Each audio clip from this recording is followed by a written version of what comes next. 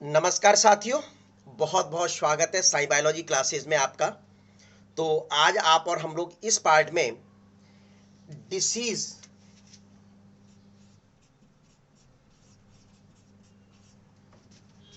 Related with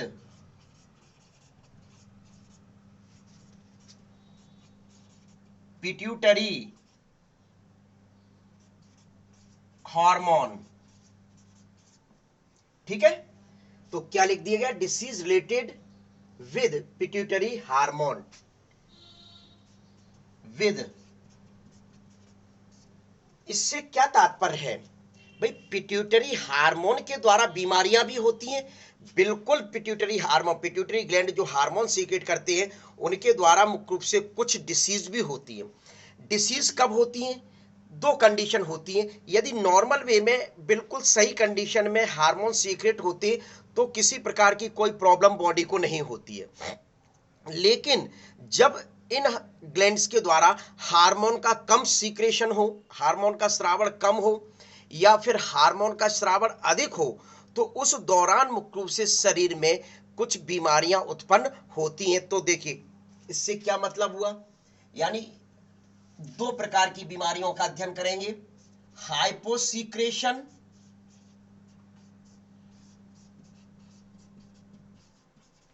और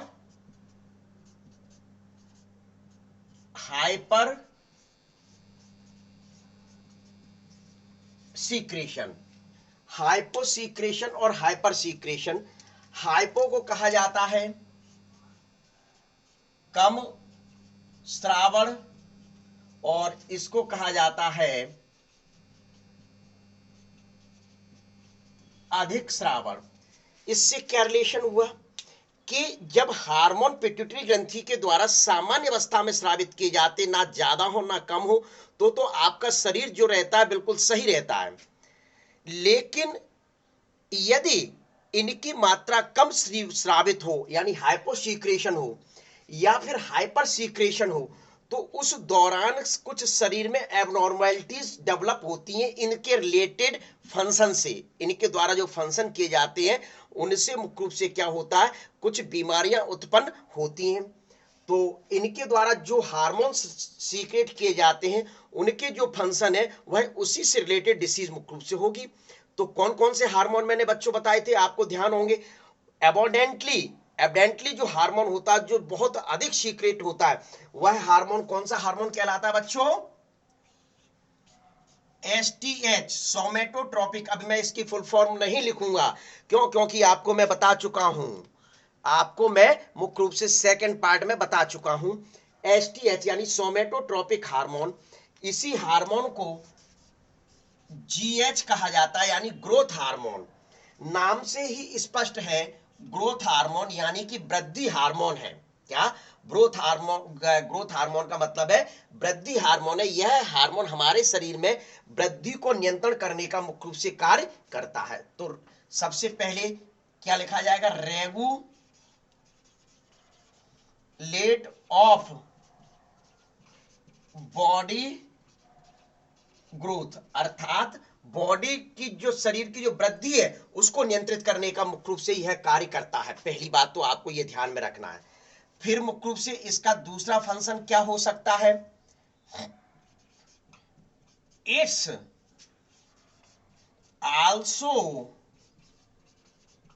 control body, it's also control protein, fat and carbohydrate metabolism. Clear?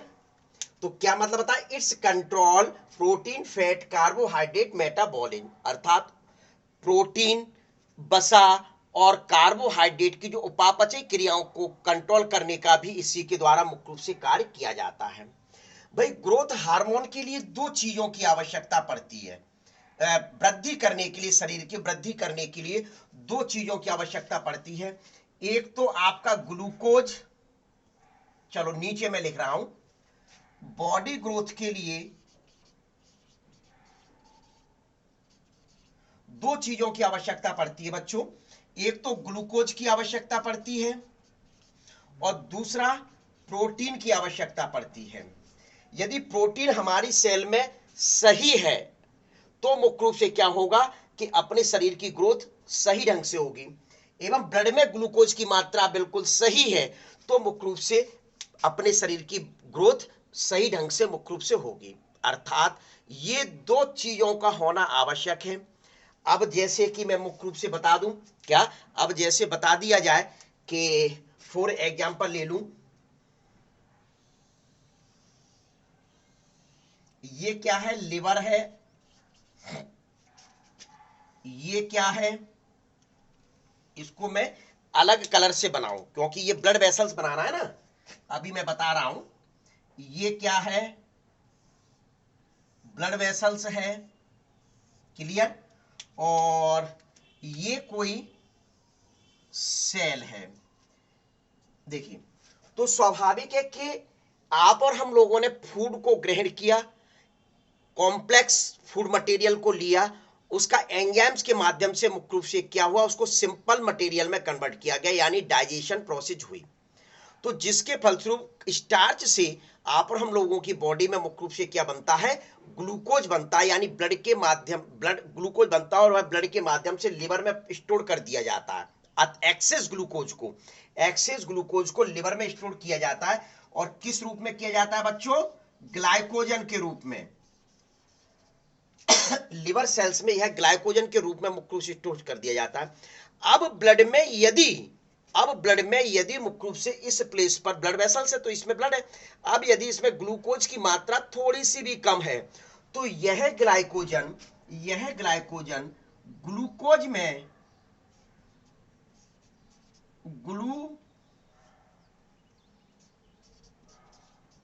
में convert होता है। किस प्रोसेस के द्वारा होता है, उस प्रोसेस को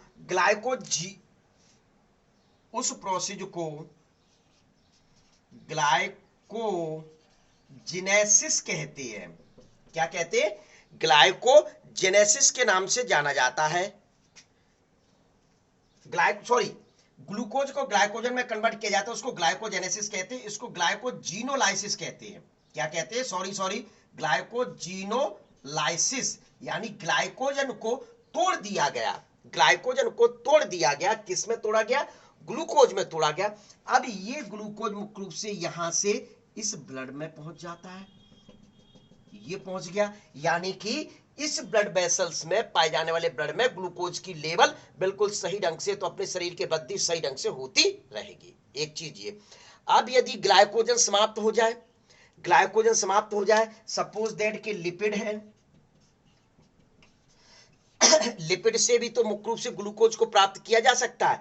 उस प्रोसेस को क्या कहा जाता है, ग्लूकोनियोजेनेसिस। क्या कह देते हैं, सीधे सीधे ग्लूकोनियोजेनेसिस कहते हैं। यानी कि क्यों नाम दिया गया, ग्लूको का मतलब ग्लूकोज हुआ, ग्लूको का मतलब क्या हो गया, ग्लूकोज, नियोजेनेसिस, नियो का मतलब क्या हुआ, न्यू, जेनेसिस मतलब संश्लेषण। क्या मतलब हुआ, संश्लेषण, यानी कि जब हम किसी नए पदार्थ क्या है, लिपिड, ग्लूकोज किससे बनना चाहिए, ग्लाइकोजन से बनना चाहिए, स्टार्च से बनना चाहिए, लेकिन आप यहां ग्लाइकोजन या स्टार्च से ना बनाते हुए लिपिड से बना रहे हैं, तो इस वजह से इसको कह दिया ग्लाइकोनियोजेनेसिस कहा गया।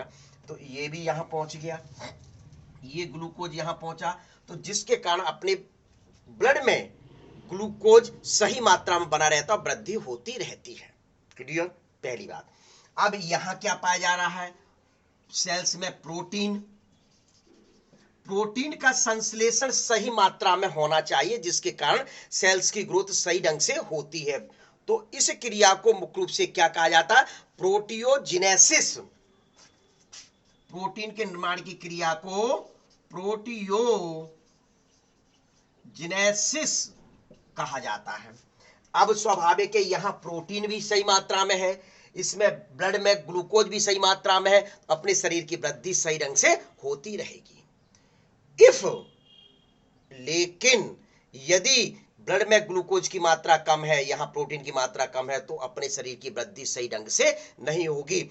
इस स्थिति में यदि ये वृद्धि ज्यादा होने लगे, ये हार्मोन ज्यादा स्रावित होने लगे, तो अपना शरीर भी मुख्य रूप से उस कंडीशन में बीमारी युक्त होता है, डिसीज कहा जाता है। तो देखिए कौन कौन सी तो कंडीशन बताई जाती है आपके सीधी सीधी एसटीएच के द्वारा, कर लीजिए, ले लिया होगा स्क्रीनशॉट, विषय ध्यान दिया करें, जल्दी लिख लिया करें। तो देखिए अब इसका सबसे पहले आप और हम लोग क्या बताते हैं, हाइपोसीक्रेशन बताते हैं।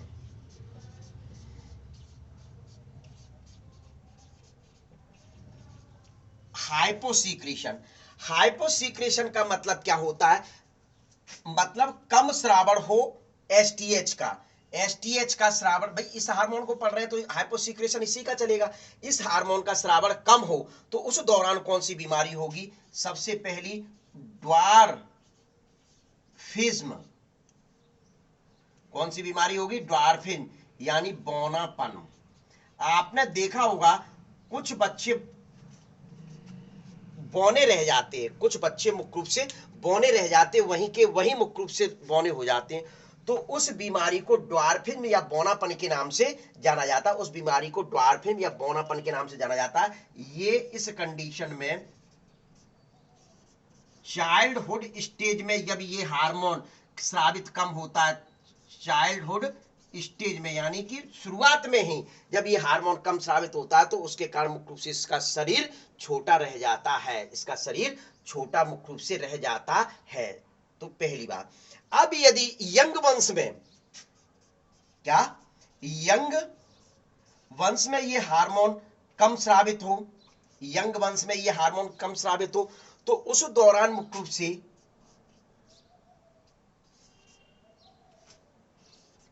एटलियोसिस,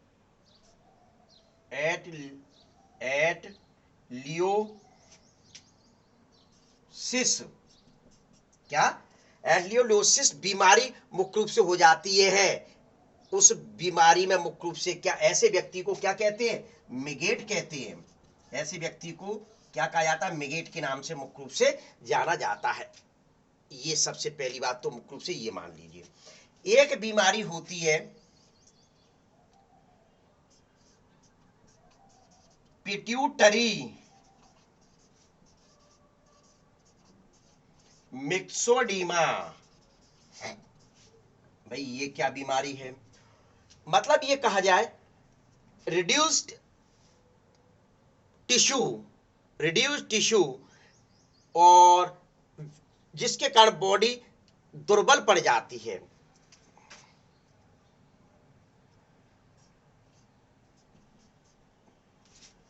टिश्यू रिड्यूस्ड हो जाते हैं।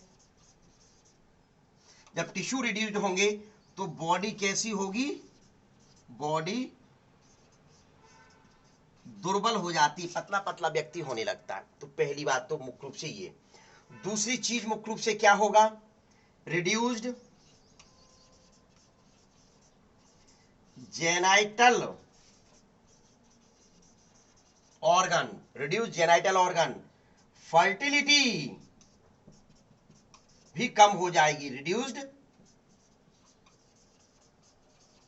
भाई जब व्यक्ति कम हो गया, मतलब व्यक्ति कमजोर पड़ गया, तो उस दौरान जिनके जेनेटल ऑर्गन भी मुख्य रूप से पड़ जाएंगे कमजोर, और रिड्यूस्ड मतलब फर्टिलिटी भी रिड्यूस्ड होने लगती है। तो ये कंडीशन मुख्य रूप से क्या कहलाती है, पिट्यूटरी मिक्सोडीमा के नाम से इसको जाना जाता है। ये हाइपोसीक्रेशन है। ये कौन सा सीक्रेशन है बच्चों, हाइपोसीक्रेशन है। अब दूसरा बताया जाता है हाइपर सीक्रेशन, यानी जब अधिक श्रावण हो। ये कम श्रावण पर बीमारी थी और ये अधिक श्रावण, स्वाभाविक है, देखिए अधिक श्रावण होगा तो उस दौरान भी मुख्य रूप से शरीर क्रूप लगने लगता है, शरीर भीमकाय जैसा हो जाता है।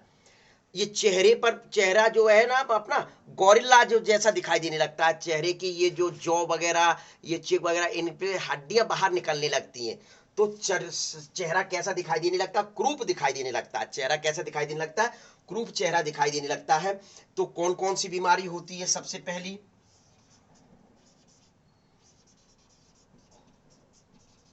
जियाजेनेटिज्म। कौन सी बीमारी? जियाजेनेटिन बीमारी मुख्य रूप से होती है। तो अब ये जियाजेनेटिन बीमारी मुख्य रूप से क्या होती है? इस डिसीज में क्या होता है? लिखूं मैं? अभी बताता हूं। In this disease over growth, over growth किसकी? स्केलेटन की। स्केलेटन सिस्टम जो पाया जाता है उसकी ग्रोथ कैसे होने लगती है? ओवर ग्रोथ होती है, जिससे व्यक्ति 7 to 8 फीट लंबा हो जाता है। व्यक्ति 7 to 8 फुट या इससे भी अधिक। ये तो एक एग्जाम्पल लिख दिया है। यदि यह हार्मोन अधिक श्रावण होता है तो जियाजेनेटिन बीमारी हो जाती है, जिसमें क्या होता है? ओवर ग्रोथ होती है। और किसकी होती है? स्केलेटन की। जब ओवर ग्रोथ स्केलेटन की होगी तो मुख्य रूप से शरीर भीमकाय जैसा नजर आएगा। 7 से 8 फीट या इससे अधिक भी लंबा मुख्य रूप से व्यक्ति हो जाता है। पहली चीज तो मुख्य रूप से ये हुई।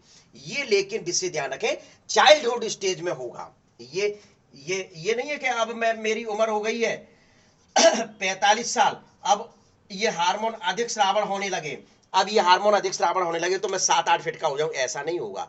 चाइल्डहुड स्टेज की कंडीशन है कि ये हार्मोन जब अधिक श्रावण होता है तो ओवर ग्रोथ स्केलेटन की होने लगती है। पहली चीज तो ये।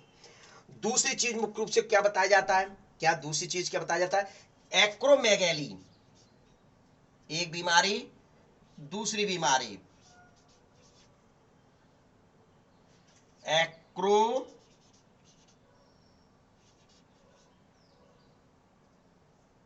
मैगैली। भैया इस बीमारी में क्या होता है? एक्रोमेगाली।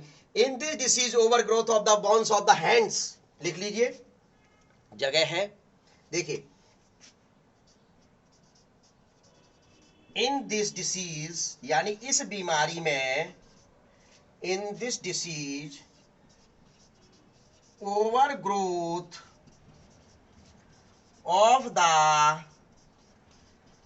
बोन्स। इस बीमारी में किसकी ओवर ग्रोथ होती है? बोन्स की ओवर ग्रोथ होती है। और ये बोन्स कौन सी होती हैं? ऑफ द हैंड्स, फिट यानी पैर, पैर अब दिखाई देगा, पैर। एंड इन पर्टिकुलर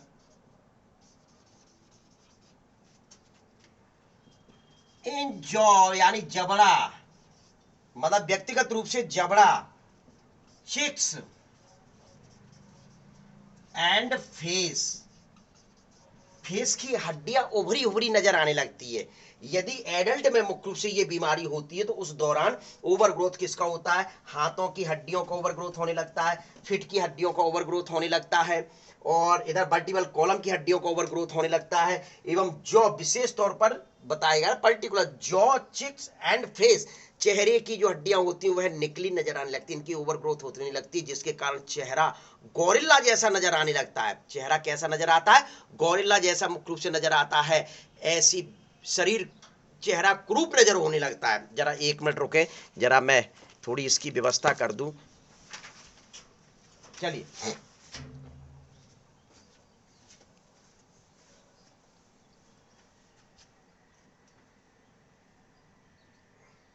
शरीर कैसा नजर आता है?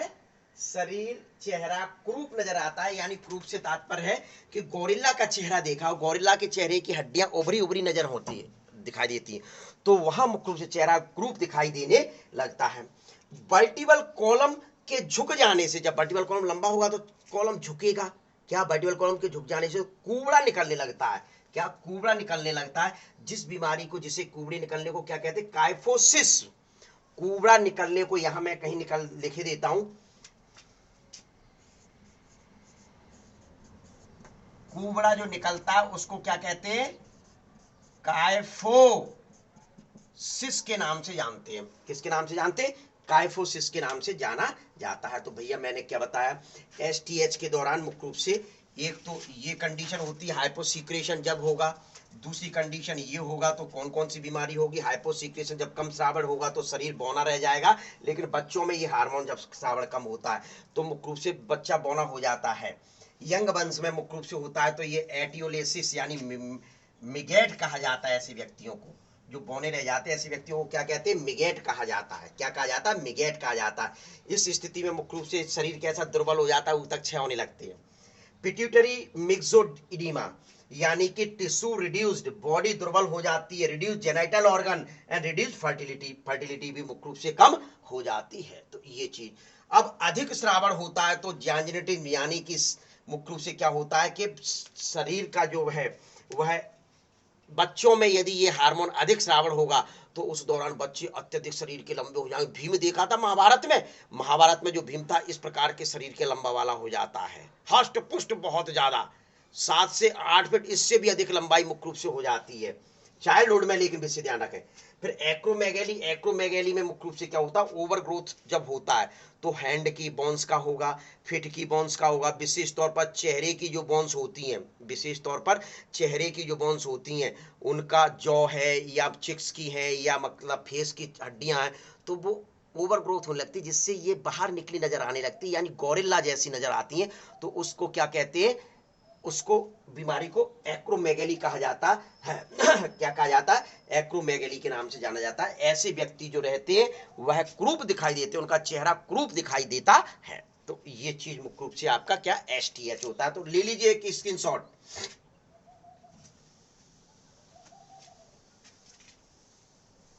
तो पहला हार्मोन की कमी सर मुख्य रूप से ये क्यों बताया गया, ये बहुत महत्वपूर्ण है, क्योंकि पिट्यूटरी ग्लैंड का सबसे अबंडेंट यानी सबसे अधिक मात्रा में पाए जाने वाला, सबसे अधिक मात्रा में सीक्रेट होने वाला यह हार्मोन है। यह किसी पर्टिकुलर ऑर्गन पे कार्य नहीं करता, ये बोन सेल्स पे भी कार्य करता है, कनेक्टिव सेल्स पे भी कार्य करता है।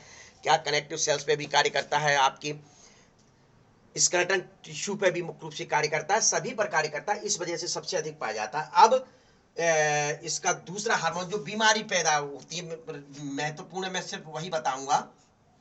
पहली बात प्रोलैक्टिन।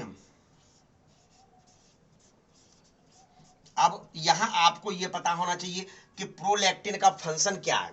इसको लैक्टोजेनिक ल्यूटियोट्रोपिक हार्मोन भी कहा जाता है, लैक्टोजेनिक ल्यूटियोट्रोपिक हार्मोन भी कहा जाता है। प्रोलैक्टिन को लिख लीजिए, लैक्टोजेनिक ल्यूटियोट्रोपिक हार्मोन भी कहा जाता है, इसको लिख लीजिए बच्चों, लैक्टोजेनिक ल्यूटियोट्रोपिक हार्मोन के नाम से भी जाना जाता है।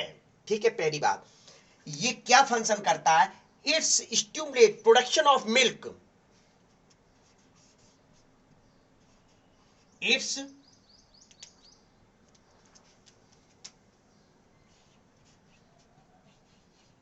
स्टिमुलेट यानी उत्तेजित, क्या कर मतलब है, उत्तेजित प्रोडक्शन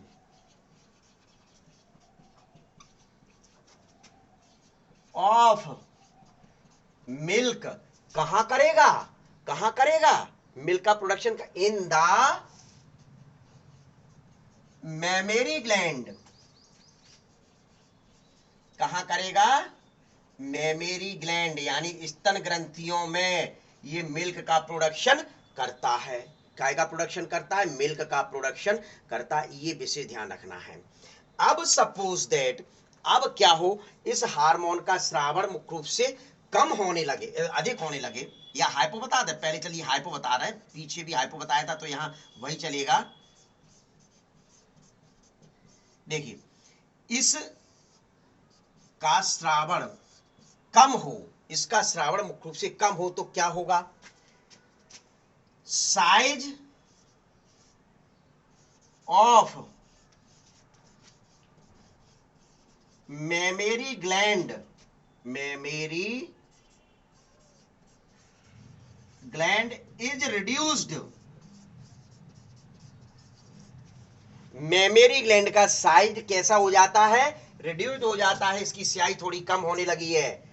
मेमरी ग्लैंड का साइज कैसा हो जाता है, रिड्यूस्ड होने लगता है। पहली चीज तो मुख्य रूप से ये आपको ध्यान में रखना है। ठीक है, हाइपोसिक्रेशन चल रहा है ना तो यही चीज बताया जाएगा, क्लियर। मिल्क इज दूसरी चीज, ये तो बिल्कुल ही नहीं चल रहा है भैया। अब milk is also not produced या less produced या less produced। ठीक है, मेमोरी ग्लैंड का साइज कैसा हो गया, कम हो गया, पहली बात। दूसरा, मिल्क प्रोडक्शन नहीं होगा और लेस प्रोडक्ट। अब आप सोच रहे होंगे सर आपने यहां इसका फंक्शन लिखा है स्टिमुलेट प्रोडक्शन ऑफ मिल्क। भैया मिल्क जब बनेगा तो उसका मेमोरी ग्लैंड का साइज बढ़ता है कि नहीं बढ़ता है, हैं? मिल्क उसमें भरा रहेगा तो साइज मुख्य रूप से बढ़ेगा। तो स्वाभाविक है जब मिल्क नहीं बनेगा या मिल्क कम बनेगा तो उसका साइज कैसा होगा, लेस होता है कि नहीं होता है। तो इस वजह से मुख्य रूप से ये बताया गया, पहली बात हाइपोसिक्रेशन। अब दूसरा मुख्य रूप से आता है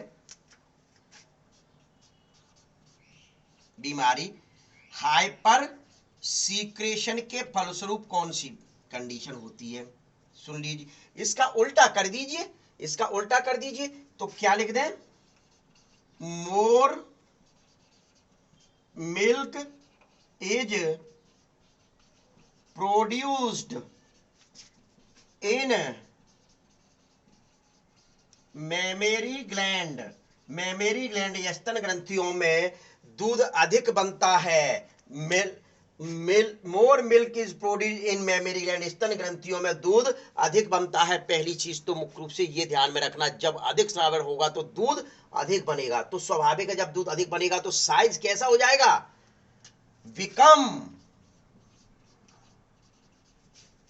become large sized of memory gland, यानी मेमोरी ग्लैंड का साइज बढ़ जाता है। मेमोरी ग्लैंड का साइज बच्चों बढ़ जाता है। तो ये मुख्य रूप से क्या हुआ, हाइपर और हाइपोसीक्रेशन हुआ। क्लियर, पहली बात तो ये हुआ। अब इसके बाद कौन सा आता है, पहला मैंने आपको कौन सा एसटीएच बताया, दूसरा प्रोलैक्टिन बताया, यानी क्या प्रोलैक्टिन या लैक्टोजेनिक लिपोट्रोफिक बताया, उसका कम श्रावण पे मुख्य रूप से बताया, और दूसरा बताया इसका अधिक श्रावण होता है। अधिक श्रावण पर बस ध्यान में ये रखना है कि मिल्क अधिक प्रोड्यूस होता है, और यहाँ ध्यान में रखना है मिल्क कम प्रोड्यूस होता है या होता ही नहीं है, ये कंडीशन। अब मुख्य रूप से बताया जाता है कौन सा बता दूं जिससे बीमारी जो महत्वपूर्ण है, जो मैं सिर्फ वही बताने जा रहा हूं आपका।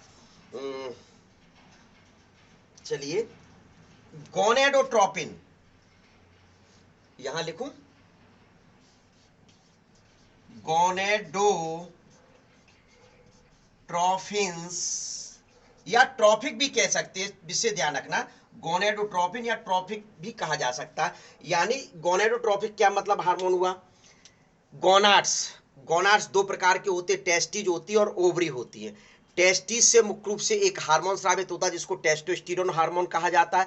ये सेकेंडरी सेक्सुअल हार्मोन मुख्य रूप से सीक्रेट करता है। क्या, तो गोनाडोट्रोपिन हार्मोन कौन से होते हैं, एक एलएच होता है, एक एफएसएच होता है। एक एलएच होता है, एक एफएसएच होता है। एलएच एफएसएच जो टारगेट ऑर्गन होते हैं इनके लिए टेस्टिज और ओवरी होंगे। इनके द्वारा स्रावित पदार्थ, इनके द्वारा किए जाने वाले पदार्थ पर नियंत्रण करने का ये कार्य करते हैं। अब गोनेडोट्रोपिन हार्मोन जो है वह कौन से, एलएच है, एक तो कौन सा है एलएच है, और दूसरा कौन सा बताया था एफएसएच है। ठीक है, ल्यूटिनाइजिंग हार्मोन और फॉलिकुलर स्टिमुलेटिंग हार्मोन। अब इनका यदि कम और अधिक स्रावण होता, इनका यदि कम और अधिक स्रावण होता तो मुख्य रूप से क्या होता है वो देखिए। पहली बात यहां लिखूं मैं, ओवर सीक्रेशन या हाइपर सीक्रेशन चल रहा है ना अपना, तो वही चलने दो। हाइपर सीक्रेशन यानी हाइपर एक्टिविटी, इसको क्या कह सकते हैं, हाइपर एक्टिविटी भी कहा जा सकता है। तो देखिए भाई, hyper activity, over secretion of gonadotropin hormone of gonadotrophins या ट्रॉफिक हार्मोन, एक ही मतलब है, वैसे ध्यान रखना गोनेडोट्रोपिन या ट्रॉफिक हार्मोन्स में बोलूं तो एक ही मतलब मान के चलना। gonadotropin hormones leads to sexual prematurity.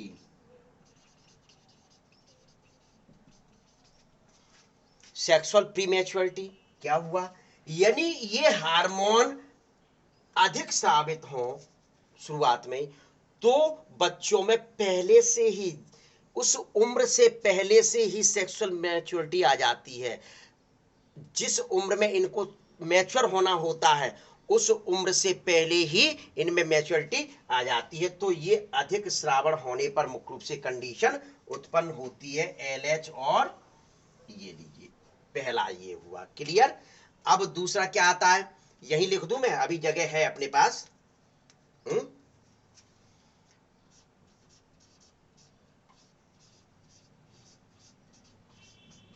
हाइपोसीक्रेशन। चलिए, हाइपो का मतलब क्या हुआ, कम श्रावण होता है।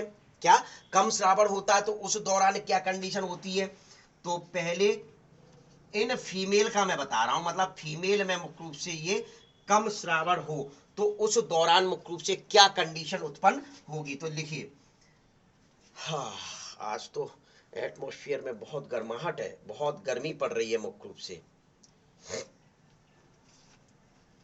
साइज्ड साइज रिड्यूस्ड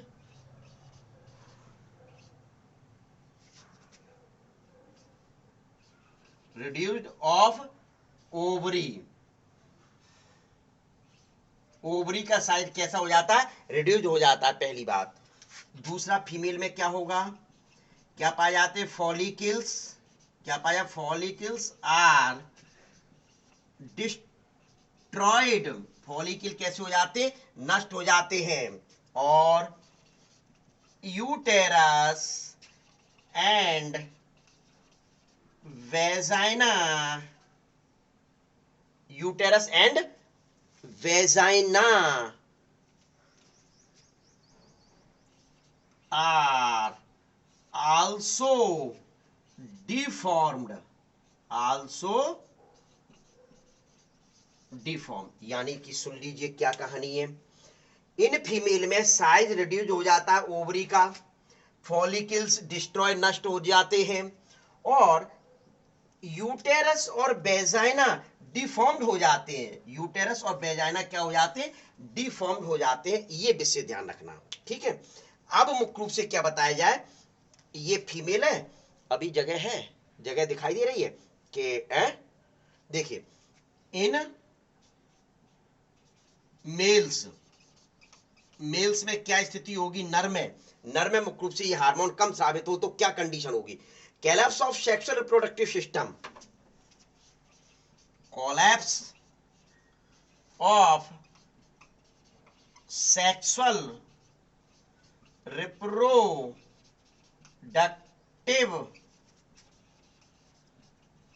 मैं तो ये कह देता हूं सीधे सीधे, रिप्रोडक्टिव सिस्टम जो है वह कम विकसित होता है। पहली बात तो ये समझ लीजिए, ठीक है। Testis are diminished. टेस्टिस, अब इसमें लिख नहीं पाऊंगा मैं, testis are diminished in size, मतलब टेस्टिस का साइज कम हो जाता, हिंदी में लिख देता हूं शॉर्ट में, टेस्टिस का साइज कम हो जाता है। दिखाई दे रहा है, टेस्टिस का साइज मुख्य रूप से कैसा हो जाता है, कम हो जाता है। और टेस्टिस मुख्य रूप से कभी कभार इस हार्मोन के कम श्रावण होने से टेस्टिस एब्डोमेन में ही रह जाते हैं। इस प्रकार की कंडीशन को क्रिप्टोक्रिन कहा जाता है।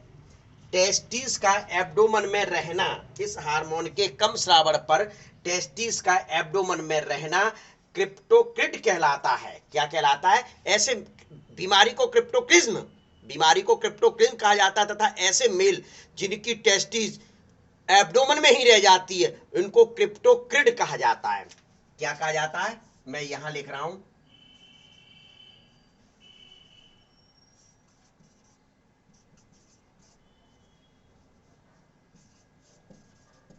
क्रिप्टोक्रिड मेल, ये स्पष्ट तौर पर लिखा हुआ है, ऐसे मेल जिनके टेस्टिस ऐसे मेल जिनके टेस्टिस मुख्य रूप से एब्डोमेन में रह जाते हैं उन मेल को क्रिप्टोक्रिड कहते हैं और इस बीमारी को क्रिप्टोक्रिड के नाम से जाना जाता है।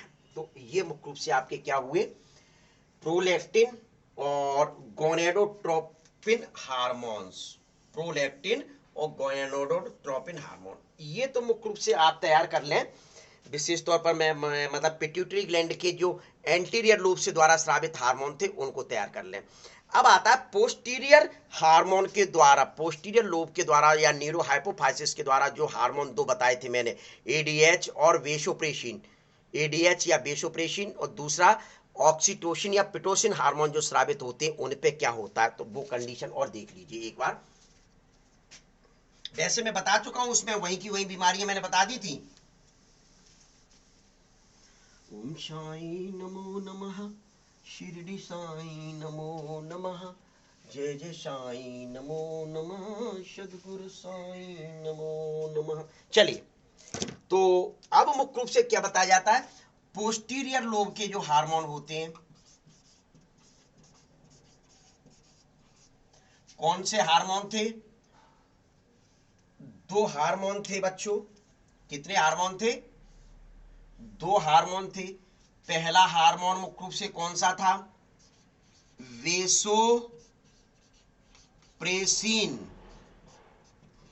या इसको एडीएच कहते हैं, एंटी डाईयूरेटिक हार्मोन। यह क्या फंक्शन करता है वो समझ लीजिए। यह डिहाइड्रेशन के दौरान किडनी में पहुंचकर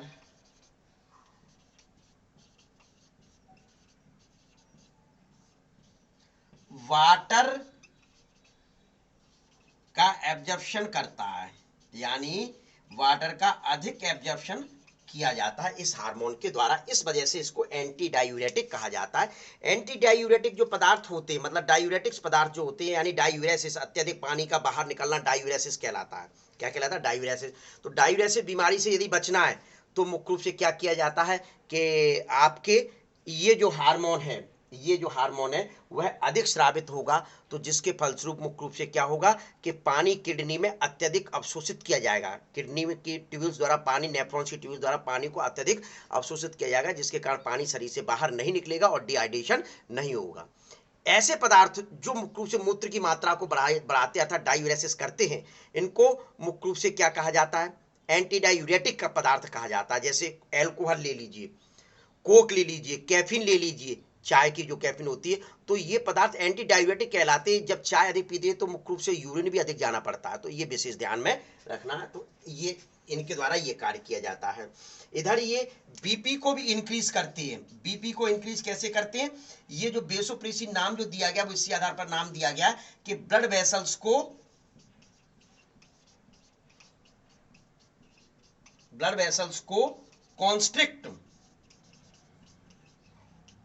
कॉन्स्ट्रिक्ट करते, ये चीज पहली तो आपको ये ध्यान में रखना, ठीक है। बिल्कुल सिंपल है, मैं पूर्व में भी बता चुका हूं, ज्यादा मतलब आप टेंशन ना लें। अब आता है दूसरा हार्मोन, ऑक्सीटोसिन या पिटोसिन।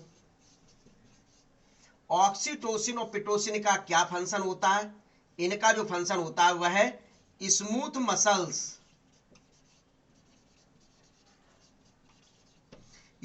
मसल्स के कॉन्ट्रैक्शन का कार्य करते। देखिए, यानी आप कहोगे सर बीमारी फिर क्या हुई, डायूरेसिस बीमारी तो है, मूत्र अधिक जा रहे हैं, उसको सही करना है तो इस हार्मोन का स्रावण हाइपर कर दो, इस हार्मोन का स्रावण हाइपर। देखिए, हाइपोसीक्रेशन भैया पूरा बताना पड़ेगा आपको। तो और एक दूसरा कौन सा होता है, हाइपर।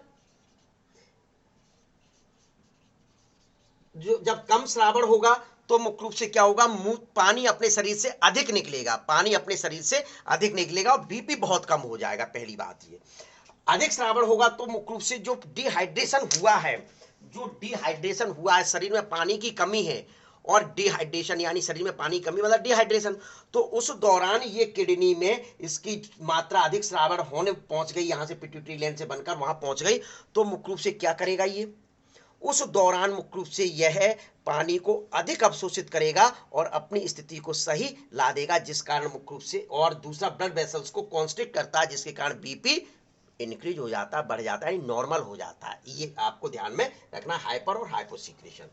अब ऑक्सीटोसिन पिटोसिन स्मूथ मसल्स के कॉन्ट्रैक्शन में इसका फंक्शन होता है। अब स्मूथ मसल्स के कॉन्ट्रैक्शन यानी कि यूटेरस और मेमरी ग्लैंड, देखिए यूटेरस में जो मसल्स पाई जाती हैं, तो चाइल्ड बर्थ के दौरान मुख्य रूप से जब ये मसल्स कॉन्ट्रैक्ट होंगी तो बच्चा बाहर निकलेगा। अब यदि ये हार्मोन कम स्रावित होगा या उस दौरान नहीं हो रहा है, तो तभी कभार डॉक्टर को ये इंजेक्शन ऑक्सीटोसिन देता है दर्द पैदा करने के लिए। आफ्टर, या मतलब ये कहा जाए मतलब ड्यू टू पास्चुरेशन, प्रसव के दौरान ये हार्मोन स्रावित होता है, ये हार्मोन स्रावित होता है, तो उस दौरान मसल्स कॉन्ट्रैक्ट होती ऐसे, तो पेन होता है, दर्द होता है। अब यदि महिलाओं में दर्द नहीं होता है, तो दर्द नहीं होगा जब तक, तो प्रेशर नहीं पड़ेगा यूटेर बच्चे पर, तो नीचे नहीं आएगा, तो स्वाभाविक है कि दर्द पैदा करने के लिए ऑक्सीटोसिन के इंजेक्शन दिए जाता है, तो जिस कारण वो मसल्स कॉन्ट्रैक्ट होंगी और बच्चा धीरे धीरे नीचे बाहर आएगा। एक कंडीशन, अब ये हार्मोन नहीं होगा तो ये बच्चा बाहर नहीं आ पाएगा, ऑक्सीटोसिन हार्मोन का इंजेक्शन लगाना पड़ेगा, ये वैसे ध्यान रखें। मेमरी ग्लैंड, मेमरी ग्लैंड में मिल्क प्रोलैक्टिन हार्मोन ने प्रोडक्ट कर दिया, मिल्क किसने किया प्रोडक्ट, प्रोलैक्टिन हार्मोन ने प्रोडक्ट कर दिया, बना दिया, अब उसमें भरा हुआ है। अब ये हार्मोन नहीं होगा तो निकलेगा कहां से, कभी कभार आप लोगों ने देखा होगा कि बच्चा पैदा होता है, पैदा होते ही सबसे पहला दूध मां का पिलाया जाता है, लेकिन मां के दूध ही नहीं निकलता है।